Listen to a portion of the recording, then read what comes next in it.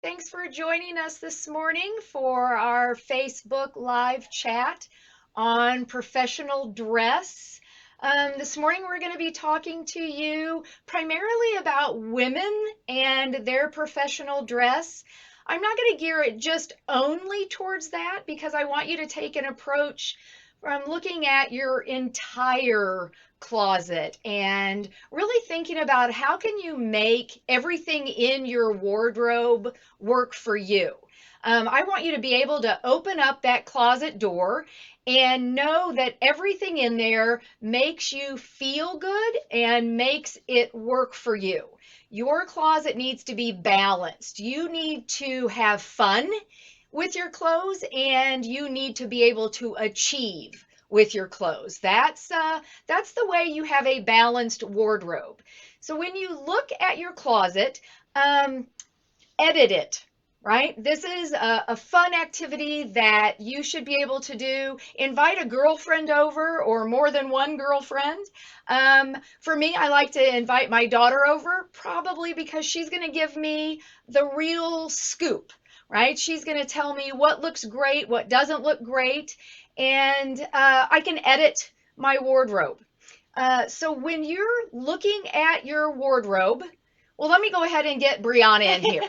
Sorry. Don't ask the work daughter because I am no good at wardrobe stuff. So I am learning just as much about this as you all are out there. So excited to be here with you today, Ray. So I'm working a little bit behind the scenes. I'm going to be jumping in and out. Ray is the expert on all of this, and we're so excited to be bringing you live Facebook from our studio, right? Yep. Our cool green screen. And so we're excited to be here with you today.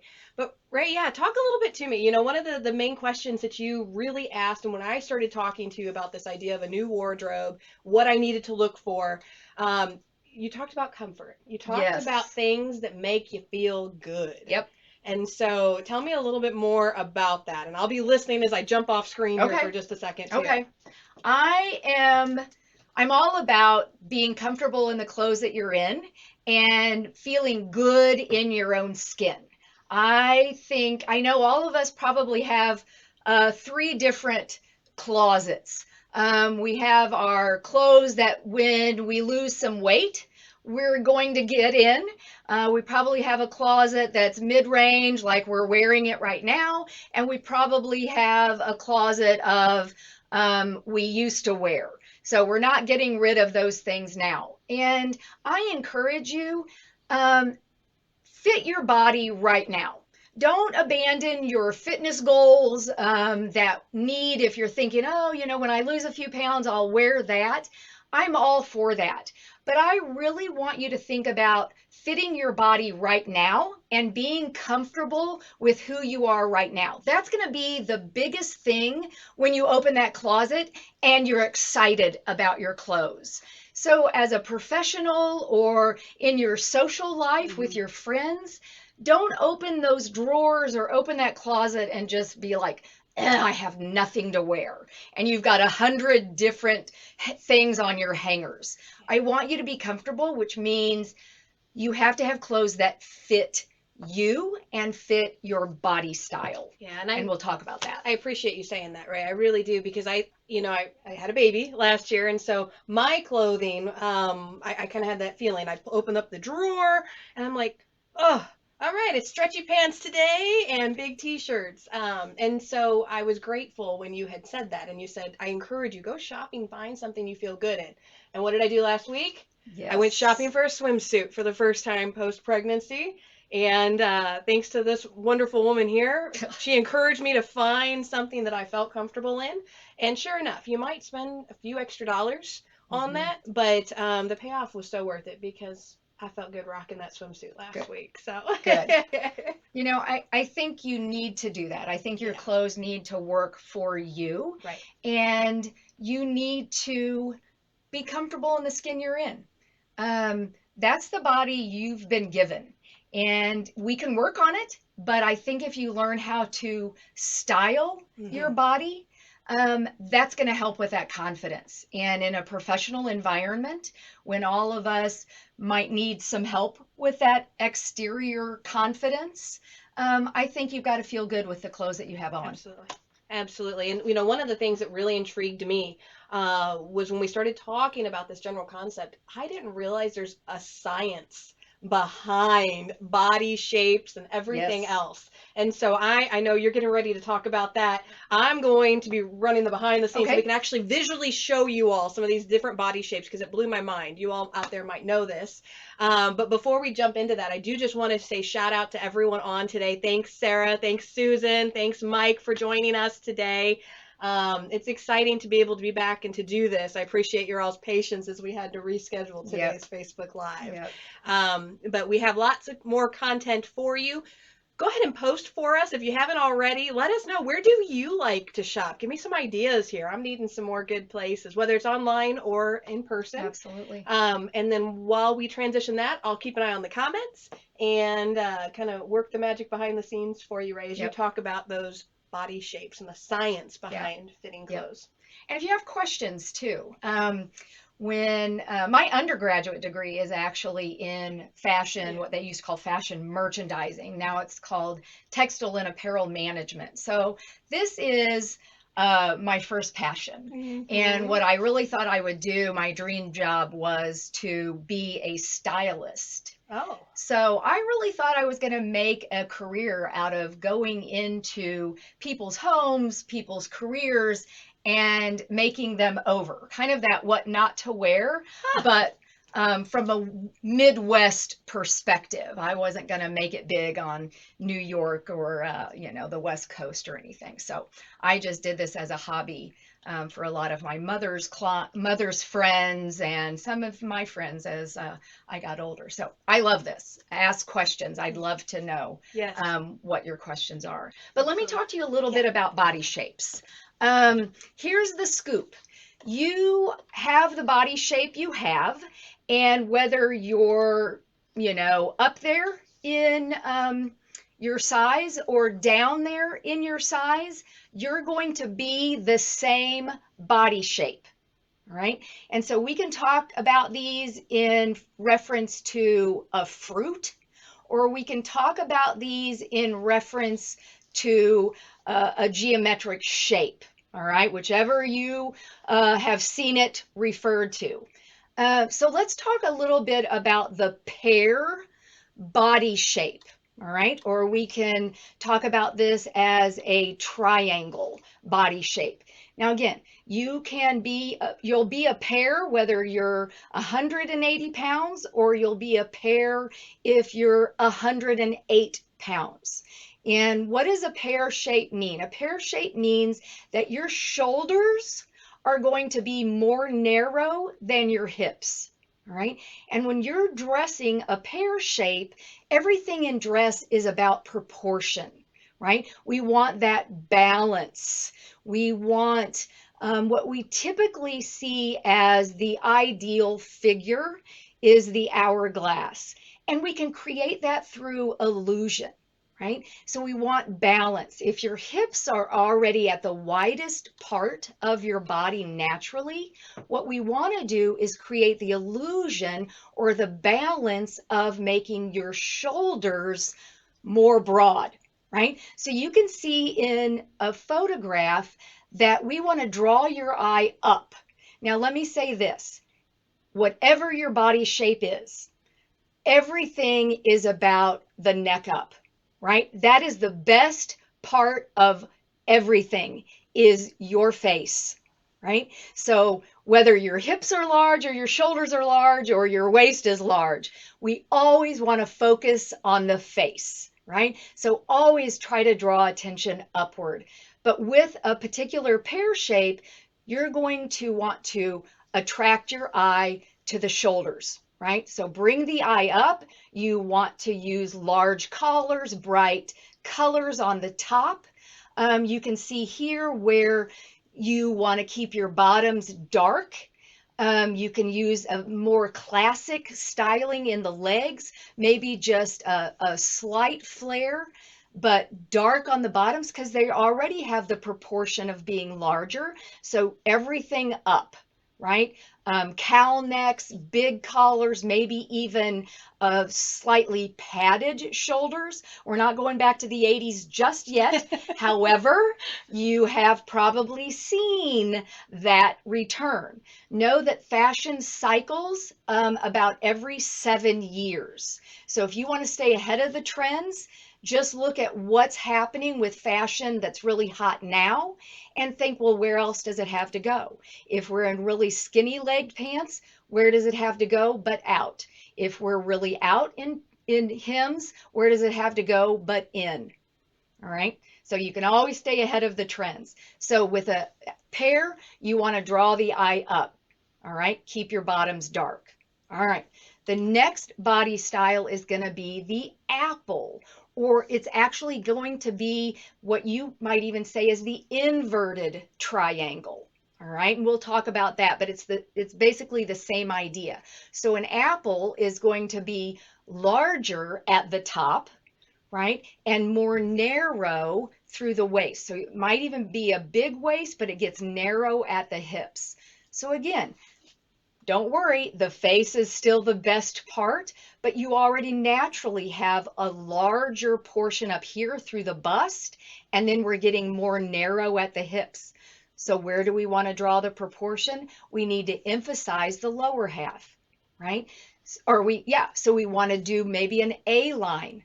Okay, so you can see in this flowing tunic that we're drawing the eye down.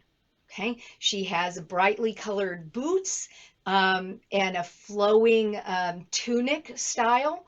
So she still has the nice upper body, but we're de-emphasizing with that line, right? We're creating that elongated shape, but we're flowing with the fabric. Right. We have another picture as well where we have the A line approach. So we're giving a more of a shape to the outside, but look at both fabrics are not stiff, right? They both have movement.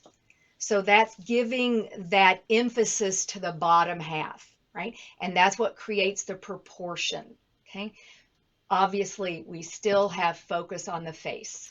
Apple. Yep. I'll own that. This was so intriguing to me, Ray. And actually, I wore this today because you and Dewey both have complimented me on it, and I noticed it kind of went with some of those other examples you showed there, but certainly kind of squaring things out and maybe giving me a little bit more height. Yep. Of course, the camera always adds 10 pounds, yes. So we'll just go with that. Yes. But yeah, this was a really interesting. I'm so intrigued by all these body shapes. So yeah. And Brianna has broad shoulders, right? So she has broad shoulders. She needs to let things flow off of those beautiful broad shoulders, but accenting up, right? Yeah. The most beautiful part of any woman is the décolletage. Décolletage, right? The chest area, and of course, emphasizing the best part, which is your face. All right. Excellent. Move on. What's the next one? I think the next one is going to be more of the athletic shape, or what we might call the rectangle. This is the body shape I actually have. I am I have the same shoulders, the same waist, the same hips. I'm square, right? And why I'm not even a rectangle, because I am short-waisted. And I don't have much space between the chest area and the hip area. So I'm even compressed in that. So what do we want to do? We want to actually create the illusion of a waist. So we can do that a couple of ways. One is we can broaden the shoulders, and that's why I wore this particular top today. Sorry for the stripes on camera, but I can broaden the shoulders, right? By emphasizing. Now, I wouldn't necessarily wear it like this at work, but I can broaden my shoulders by bringing attention up. Okay, I can do that with hair. I can do that with accents, necklaces that are big right here, broad collared shirts, anything that's going to draw the eye up. You'll notice here she's got a jacket. She has bright colors, and then she has a jacket that hits at her waist. So that again is going to draw attention to the waistline. She's belted. I think I have a picture where she has a jacket on plus a belt. And then if you notice, I can't get you all the way on this picture, but she actually has jeans that are cropped with a slight flare, right? And so she's creating a bigger upper body, and then she has a flare in the bottom. So she's creating the illusion of an hourglass. I think we have a few more pictures that go along with this as well. She has quite a lot going on, but it's working for her in this next picture where she has a draped top, as well as some patterns happening. She draws it in at the waist, but you can clearly see if you really look at her that she's drawing in at the waist. What you can't see here is she has white boots on. So it focuses up, and then she has white boots on with a slight crop of her flared jeans. And I think there's one more in here. I loved this. Now she's got a hijab on, so she has accents with her upper body. That's probably going to go with her everywhere, but she's wearing a peplum. She also draws attention with her sleeves. That's so cool. Notice the sleeves are actually doing something. It doesn't have to always be on the torso, right? So being aware of your sleeves. Now to that point, think about your pears and your apples. If you are an apple shape, you probably don't want puff sleeves, right? You want to keep your bulk down below, right? If you're a pear, you probably don't want sleeves that are puffy down below, right? Because you already have your puff down below. All right, so you would want something up here. So again, you're just creating the illusion of the hourglass depending on where you already have it and where you need it. All right, so she's doing a beautiful job here bringing the eye up as well as creating illusion on the bottom. Okay. All right. The last one, and there's our inverted triangle. So you can see, I've got some pictures here because what we're doing with the inverted triangle is notice how slim she is. And so she is already elongated, but very slender. And so we need to create some waistline for her. And we can do that with patterns. And so we're using that with that long, deep V neckline, but look at the patterns that we're using and the A-line in the skirt. We're giving her a definitely an emphasized waistline, but she's also in this next picture with the trousers or the pants. She's also getting some pattern in her pants. All right, so let me step to the side. And there we go. Now you can see how she's got the wide-legged pants, and that's creating some bulk, right, in that triangle, that inverted triangle. So not as wide. She's got some skinny sleeves, right? The elongated neckline there, but she's got some bulk that she's adding with those wide-legged pants, all right, at the bottom. Okay. The hourglass. The hourglass, we saved it for last, and I'm going to show you two beautiful dresses or two beautiful outfits coming up. The hourglass is what we would typically hear as the ideal body shape. Hourglasses can get away with just about anything, and so I encourage you, regardless of your size, if you're an hourglass, show it off, right? Show it off. Show off those curves. This would be where your shoulders and your hips are about equal measurements, all right? Equal measurements. And your waist would be, 8 to 10 inches different from your shoulders and your hips. So I encourage you, if you're an hourglass, show off those curves. The only thing you probably don't want to do as an hourglass is wear something boxy, right? And take all of that away. So be comfortable in the skin that you're in. Again, this jacket can be removed.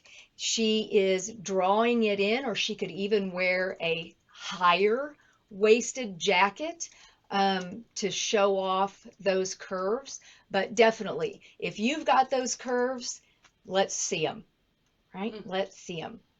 Wish I had some of those curves, Ray. Yep. Oh my goodness. Well, yeah. Come on in here. I'm going to. Let me go ahead and change our background one more time.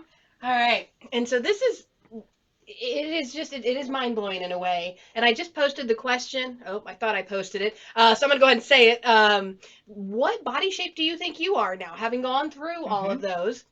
Of course, as I first started, this was funny because I was like, oh, I'm a pear. I'm a pear. And Ray looks at me, she goes, do you think you're a pear? And I said, I think I'm a pear. And then we talked more about it, and I started realizing, no, I am more of that apple shape. And it has changed the way I've looked at different styles in the store. And so I was so grateful, like I said, to kind of learn the science behind the body shapes. It was something I was not familiar with at all.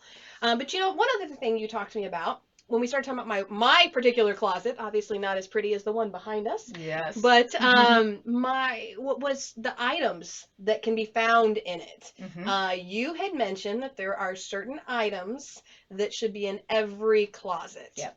And so I wanted to have you talk a little bit about what those items are. And so now you can kind of get your pens and pencils ready, figure out, do I have this in there or not? And there is a reason behind it. So can you share with them a little bit about the idea behind these must-haves for your closet? Sure. You know, I remember my mom. She was a very classic and classy dresser. She always talked about having the classics in her wardrobe. And come to find out, it's true, right? We don't necessarily always call them classics anymore. I mean, you still hear that, but I'm seeing more of what we're calling the capsule wardrobe. So if you're following any fashion bloggers, or if you're anywhere on Pinterest, you're probably seeing these things called capsule wardrobes. And what they are is just your staple items in your closet. And these are the things that you must have. And the reason being is because you can build any outfit from these. And I know, if you're on a budget, or I just think, don't cheat yourself on these cheap items. For those of you that were talking about sales, this is great. Find these things on sales, but don't cheat yourself on the fabric. Don't cheat yourself on things that are trendy when it comes to these items, right? And these are the things that should be in every female's wardrobe when it comes to classics. And the first thing is making sure that you have really nicely tailored black flat front pants, right? And when I say flat front, and the reason I say that is because pleats come and go. You can have inverted pleats, you can have box pleats, you can have two pleats, you can have one pleats. That's why, right? Because all of those pleats and the types of pleats come and go. Flat fronts don't. What you need to decide is what type of flat front pants fit your body shape, right? Do you have the side pockets? Do you have the types of pockets that are hidden, maybe just with what we call welts? So you decide based on your body shape what type of flat front fits you, okay? But everybody needs to have a good, solid pair of flat front pants. Again, straight leg, some with a little bit of a flare, but they just need to be classic flat front pants, all right? You need to have some type of white blouse. Yes, button up. But again, based on your body shape, do you need to have something with a little bit bigger collar? Now, don't get crazy. Don't get those big pointed tip, because that might come and go. But sometimes you might need a big stand, and that's the part that the collar is attached to. If your neck is longer, or if you have a shorter neck. I have a shorter neck, so I want kind of a shorter or more mid-range stand, but pretty classic cuff. And again, I want it to fit my body. I don't have much of a waist, so I might look for something that does have the tucks, but spend good money on a well-tailored white blouse. All right. Jeans, denims. I love jeans. Yeah, I'm going to step back. They're the uniform now. You see denims everywhere. Dark, go for just a real traditional dark pair of denims. Again, go for what matches your body shape. And I'll say this, I'm pretty much go with what makes you happy, but I also think you have to do with what's appropriate for your workplace and what's appropriate for your age. I'm 50 plus, and so I tend to stay away from anything that's whiskered. And you know what I mean by whiskered? I'm pretty cautious about anything that's white, stone washed, anything that's too worn looking. Sometimes in a social environment, I might have some of that torn or shredded look. But I'm pretty cautious about that just from my age standpoint. My daughter's pretty good about telling me, what's age appropriate. So I do follow a blogger that is 50 plus. And I just kind of stay up on that. I don't want to look like I'm trying too hard, but I also, again, I want to have fun with my clothes as well. But from a professional standpoint, dark denims are always a good part of a classic or capsule wardrobe. And go ahead. I'm gonna actually go ahead and take the PowerPoint down for a quick second. Okay. I want you to show the denims you're wearing. Oh. I know you stepped back earlier, but we had our PowerPoint up, and so I'm gonna go ahead and pull this back down. So now that you're back there, there you go. Yay. And so I think these look great on you. They really do, and I love the capris, and so I hit right at the ankle. I have them folded up because I'm short. I'm only 5'2", so I do have them turned up and cuffed. Sorry, I've got bare feet because I wore high heels today. And I couldn't stand here the whole time, so I'm barefooted. But I like those, and I know for me, and I don't know if this is right or not, maybe you can tell me. I don't have jeans on today, but today I have these tight legging pants on. The jeans that I like, though, when I wear jeans, I actually prefer more of the bell-bottom kind of jeans. And I think I've always liked that without knowing if it was right or wrong for my body style. But I also like the cute little ones with, maybe some little pizzazz on them, jewel it up a little bit.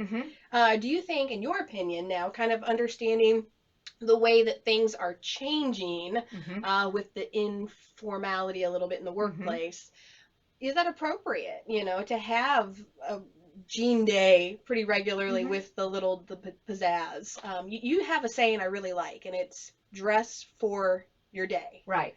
And so I guess speak to that a little bit. Again, every workplace is going to be a little bit different. In the workplace, for us, we're not customer facing. And so we can be a little bit more casual. Right. If you are customer facing, maybe not as casual, or if you are able to wear jeans, even if you're customer facing, doesn't mean throwing on a blazer, if you're encountering a customer, even over a top like this, just to dress it up a little bit. As far as like bling on your jeans, bling. I'm not a huge fan of that in the workplace. Embroidery right now, kind of taking it back to that vintage or retro look. Embroidery's kind of cool right now, more of the, string designs, Right. the boho chic kind of stuff. That's kind of cool right now, very trendy, very in. So that's going to come and go. Don't let that replace your regular traditional dark denims. As far as you wearing the slightly flared with an apple, I think that's very appropriate. Okay. If you're going to wear skinny, then I'd like to see you in a tunic because that kind of gives you that flare. If you're going to go with a flare in your jeans, I'd rather see your shirt above, pardon my language, but above your crotch. At the waistline area, right? Yeah, right. there you go. At the waistline. Yeah. don't cover where your legs meet. Sure. Yeah. Sure. And I think in those examples we showed on the apple, that most of those two ladies were also kind of like me wearing the leggings, but then had the longer shirt. So for apple shapes, if you have the leggings going, wear a shirt that kind of goes maybe lower. But if you're wearing those bell-bottom jeans or something that you just want to accentuate that bottom part, pull the shirt up. Okay. Definitely. Okay. Definitely. Awesome. I see that it's so, a lot of things have changed just in the last few years, it seems like, because you see a lot more like yoga pants, and my mom was even allowed to wear yoga pants at her work for a while. And so it's so interesting, but not even really knowing what kind of shirt do I wear with it, because you see all kinds. You see the ones that come up higher. You see the one, I've even seen bellies with the yoga pants on. Yeah, so not things I would wear probably in the workplace, unless it's those dress down Fridays.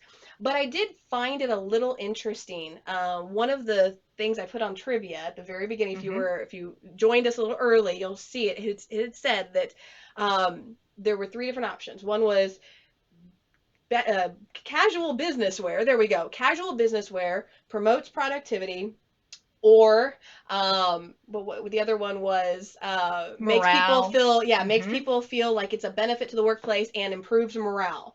So those were the 3 options to choose from. The answer was all of the above. That was intriguing to me. And it spoke to why maybe a lot of different workplaces choose to do those kinds of things, those dress down Fridays, or it is a perk, you know, to be able to be you, I guess, and dress in the things that you'd be comfortable with. Yeah. I still think there's a line. And I think, you know, even though a lot of places don't have dress codes, any more written dress codes, I still think it's a really great opportunity to just talk about expectations related to what's appropriate in the office. And I'll say this. I think it's, you know, the idea is be smart, because even though maybe something is in, it's trending, doesn't necessarily mean you need to be wearing it. Okay, so, you know, we work on campus, and I see a lot of college kids wearing leggings, and that's great. They're going to class. It might not be appropriate for me or for you. It just might not be something that looks good on you. So take that into consideration. Just because it's in fashion doesn't necessarily means it needs to be on you in the office. So be smart.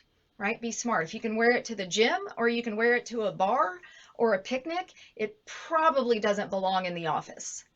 The other thing I do, and I still do this, is if I put it on in the morning, and I'll tell you, I love all the clothes in my closet. And anyway, we can go through that in a minute, but if I put it on in the morning and I even hesitate and say like, I don't know, you know, I'm giving it the twice over, I take it off. If I have to question whether I should wear it in, it's off. You know, if I'm thinking, well, let me send a picture to my daughter and see if I even have that thought cross my mind, it's off.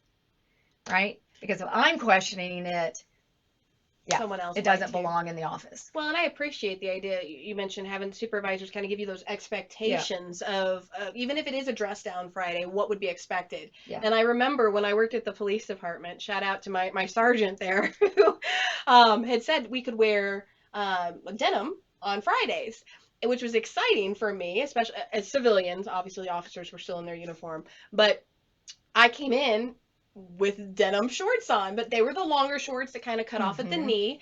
And I go in, and I remember he pulled me aside and he's like, hey, Brianna, he goes, when I said denim, I meant like nice jeans. Mm-hmm. We need to see the whole leg covered. It just, that kind of goes with the what they needed there at the workplace. And I didn't even realize that wasn't Yeah. appropriate. And so I felt sheepish. I really did. Mm-hmm. And so I appreciate you saying, yeah, kind of let your employees know what the expectations are, the parameters, maybe in those Yep. dress down Fridays if you have them. Yeah. So Yeah. And if nobody's talking to you about dress, ask. yeah, either ask or look around to not what everyone is wearing. Look around to the people that are movers and shakers, right? The people that are really leading the company, the people that have a lot of credibility, the people who are real influencers within your company, and what are they doing? So take that into consideration as well. The ones that are seen as leaders and you know high producers. That's a good point. So Yeah, that's a good point. You always kind of have an example of the mm-hmm. expectations in the workplace, mm-hmm. even if they're not actually right. verbalized. Right. So, but of course, you can always ask. Yeah, yeah, absolutely. Well, I didn't mean to cut off the PowerPoint. I'm going to get back nope. to your PowerPoint so you nope. can finish off the rest of those capsules.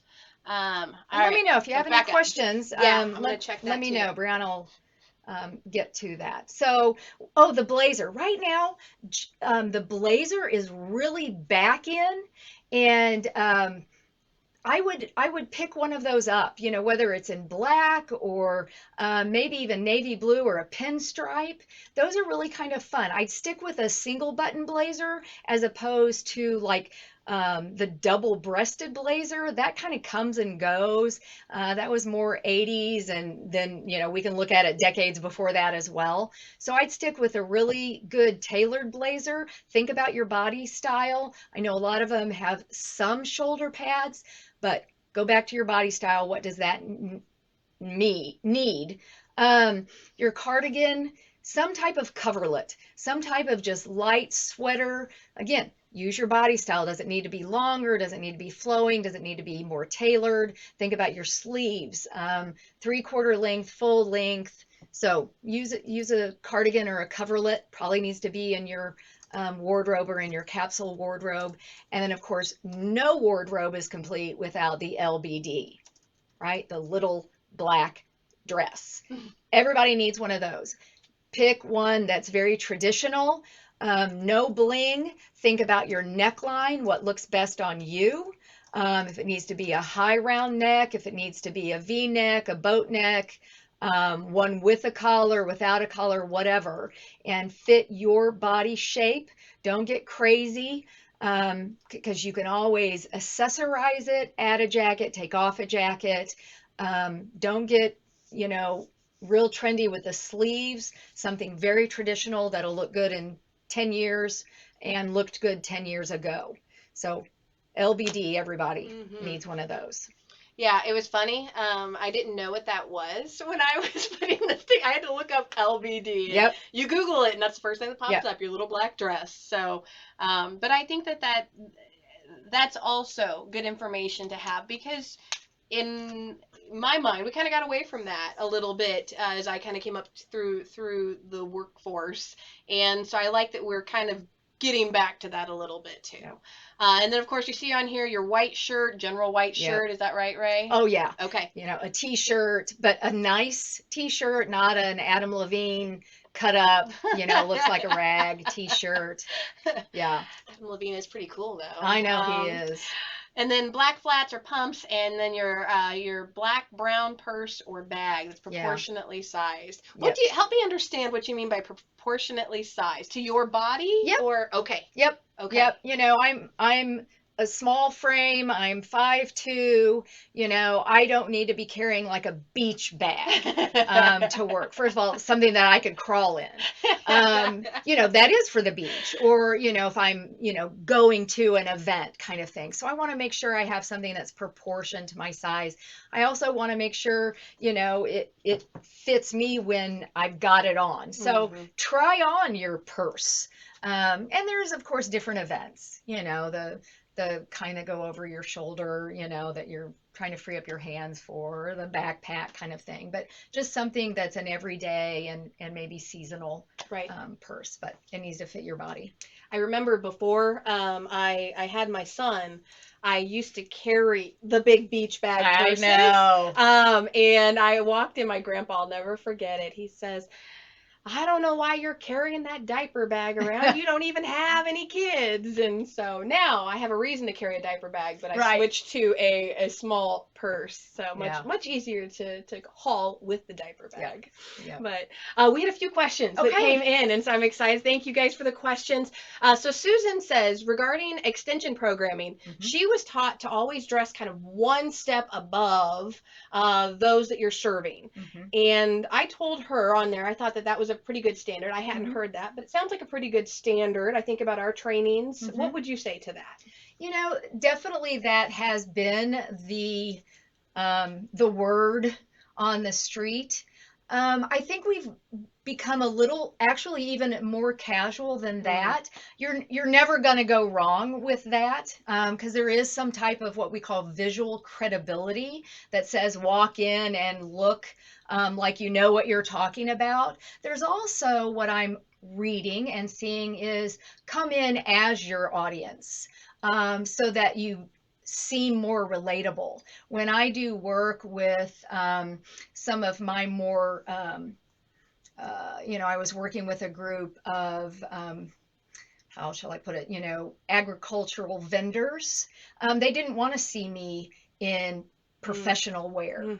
And so when I actually went and addressed them, and I actually own these things. So if you know me, you'll know that. But I actually dressed in my jeans, my boots, my belt buckle, and an open collared, shirt. I didn't wear my professional clothes. I wouldn't have worn a jacket anyway, but I came dressed as they would expect me to if I were going to be in their retail feed store. And so I think that created that visual credibility. So I agree there is that part of it.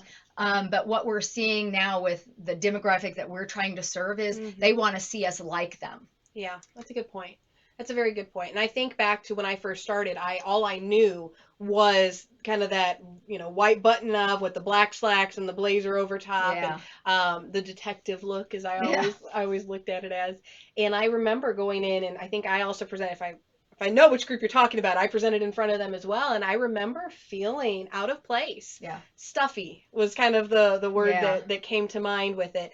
And you're right, when you say that visual credibility, I think it's also connecting with people, right? So what will make them comfortable? You don't want to seem like you're better than them. You don't want to seem like you don't care more than they do. That you want to be able to kind of meet those standards. Know your audience. That's for right. Sure. That's absolutely right. I wouldn't do a keynote in front of, 400 hospital CEOs, dressed in jeans with a big belt buckle, but, know your audience. No, if I remember correctly, you had a beautiful blue, cocktail dress when you did that one. So it was beautiful.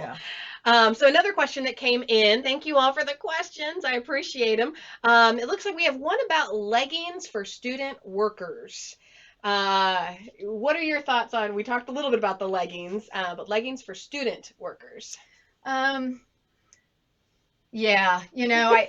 It's almost like asking them not to be on their cell phones. It's like harvesting a kidney.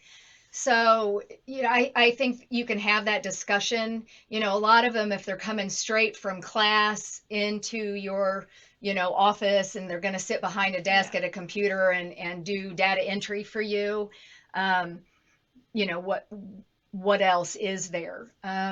We just asked our student workers to just think about, who might they see if they're coming into our office? Are they going to be seeing potential customers or clients? Are they, and what job duties are they doing for us? Are they truly behind the curtain and, just taking care of, paperwork or mundane things? But just be mindful of what they might look like in a professional environment.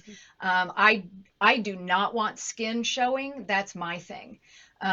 So sometimes, when we used to ask them to come in professionally dressed, they'd have dresses, barely covering. So you got to be careful what you ask for, or low down, or, so it's kind of, I don't know right now if you can get them out of leggings, but I just ask them to be mindful, because they're a lot of times they're coming straight from class, and they got the messy bun, and just thinking about what they do look like, being cognizant of maybe what's underneath their leggings or not underneath their leggings, the see-throughness of their leggings, all of those kinds of things. But asking them to get out of their leggings to come to work, it may or may not be worth your time. But being mindful of what they have on with their leggings might be more appropriate, or a bigger battle that you'd be willing to take on. I think one of the most beneficial things when it comes to trying to understand the reasoning behind why I'm telling you, like I understand, if I was that student worker, oh, okay, that's your perspective. You don't like me wearing leggings, but I'm comfortable in them. Right. This works for me. But I think back to when I was a student, and I didn't know what I didn't know. So I didn't always know that I was immediately being judged within seconds of somebody seeing me by what I was wearing. And so sometimes just taking the time to educate, you've helped me even with that through this presentation, because I didn't always look at my attire as the credibility factor that it really is. And I think especially for student workers, for people who are fresh out of college trying to come up in a workforce, it's important that we educate them and that we let them know the importance behind the credibility of their appearance. Yep. So, yeah, I'm looking here. Any other questions coming in? Looks like Terry, I'm going to step off screen for just a second. Looks like Terry said, thank you, Ray. It helps give her some direction. Susan says they have faculty that wear leggings and t-shirts, sweatshirts in the offices when presenting. So all different kinds there, all different kinds. Are there any other questions that that anybody would have? I know this was a lot of information. You mentioned, Ray, while we're waiting to see if there's any other questions, go ahead and send them in to us. But you had mentioned that you follow a certain blogger, right? I'm curious from you all, who do you follow? Who do you follow for your fashion advice? Do you follow anybody? Is this something maybe you're interested in starting to do? So let's be each other's resource. Go ahead and post in comments too, maybe who you follow. We'll share a list here in just a second. I'll put it up after we end our Facebook Live of different ones that I think your daughter suggested. So shout out to Britlin. Thank you. Yep. She's homesick today. Oh, man. Maybe she logged in. I don't know. Oh, I hope so. Yeah. We love doing these for you. And Ray, I just got to say thank you for this particular one. I think that this was an incredible learning experience for me. I hope it was for you all behind your computers as well. Looks like I haven't seen any other comments come in so far. So any other final thoughts about wardrobe? Oh my gosh. I could talk all day. I could talk all day about colors and getting your own signature style, but obviously we need to let you get back to work, so we won't do that. You can tell she loves this. I do. Maybe we'll do that in future episodes. Okay. That's another thing here. If you all have ideas, suggestions, things that you're interested in seeing, we've received some in. We've done one based off of recommendation we have. We would love to touch on what your ideas are. So please send those in to us, mti@missouri.edu. I believe there's also a little QR code in our video you can scan to send those ideas. And I'll put that in our comments section as soon as we close out today. Perfect. Anything else? Oh, wait, we have to tell people. We're excited. If you haven't seen the newsletter, go ahead and tell them, Ray. We're back to Oh, yeah. Hey, we're back to doing in-person training. So in addition to our virtual and all the other wonderful things we're doing with our podcast and this, we're back to in-person. So we've got some upcoming trainings coming where you can come, and like our soup series is the next one in person. But we're also going into organizations back in person. So let us know if you've got something that you're interested in there. We're face to face now. Yeah, we're excited. We're not gonna stop doing the virtual either. No. Obviously, we have this beautiful studio space. You're gonna see a lot more of us. We're gonna be pushing out some virtual in addition to those in-person sessions. But I gotta tell you, I am certainly looking forward to the energy of folks in a room with me again. Definitely. So, Definitely.